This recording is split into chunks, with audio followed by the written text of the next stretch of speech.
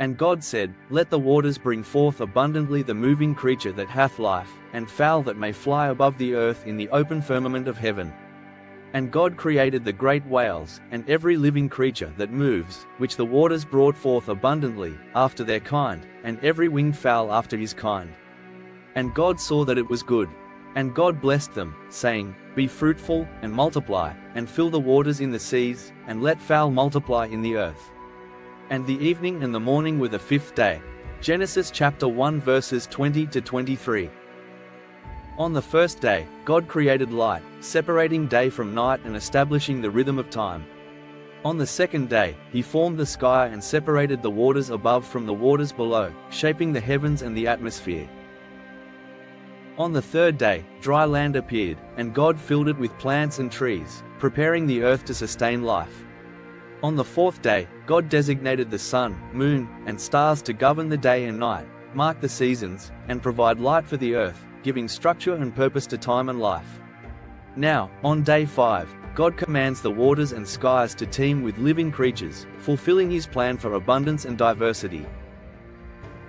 In the earliest oceans, God's command, Let the waters bring forth every living creature that moves, was fulfilled as life began in its simplest form, microscopic, single-celled organisms. These tiny life forms thrived, reproducing and adapting, some harnessing sunlight through photosynthesis, gradually oxygenating the seas and atmosphere, preparing the way for the greater diversity of creatures that God had designed to inhabit the waters. As God's creation continued to unfold, multicellular organisms emerged in the oceans, reflecting his command for the waters to bring forth abundance. By the Cambrian period, more than 500 million years ago, an explosion of life introduced new body plans, including the earliest fish. These creatures filled the seas in a way that mirrors the Genesis description of God creating every living creature that moves, which the waters brought forth abundantly.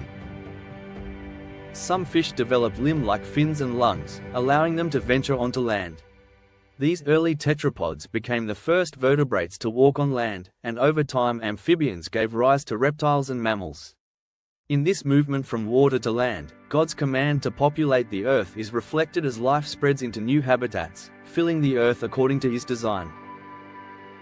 While life flourished in the seas and on land, the skies remained open for God's command, Let fowl fly above the earth. The first air creatures evolved from feathered theropod dinosaurs, whose feathers initially served for insulation and display. Over millions of years, some species began gliding from trees or using feathered limbs to assist running up slopes, eventually developing powered flight. These creatures filled the skies, fulfilling God's command for life to inhabit every realm, sea, land, and air. Flight provided survival advantages, allowing birds to escape predators, reach new food sources, and disperse across the earth.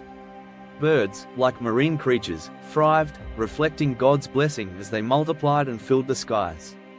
Each bird in the sky, like the creatures of the sea, demonstrates the order, purpose, and goodness God saw in his creation. On the fifth day, God filled the waters with moving creatures and the skies with winged fowl. From microscopic beginnings to the majesty of flight, every creature's journey reflects both divine design and the natural processes that allowed life to flourish. In the seas, on the land, and above in the air, life fills the earth according to God's plan, and in all of it, God saw that it was good. With the oceans, lands, and skies fully populated, the earth became a world rich with life and resources, perfectly prepared for the next stage of creation. The environment, shaped by God's hand and filled with diverse creatures, set the stage for the creation of humanity, made in the image of God, designed to walk upon the land, tend the earth, and participate in the ongoing story of life. Every detail of creation, from the depths of the seas to the heights of the sky, points toward this perfect design and purpose.